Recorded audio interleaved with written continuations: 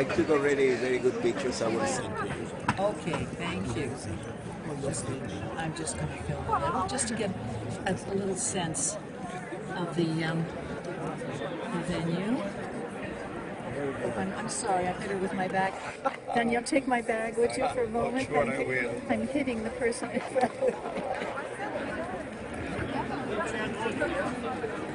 All right, we're here in the Citadel of the Crusaders. Richard the Lionheart is here. It's extraordinary. Very humid, very hot. Just had a tour with a guide with a very muffled microphone. There you go. Open to the sky.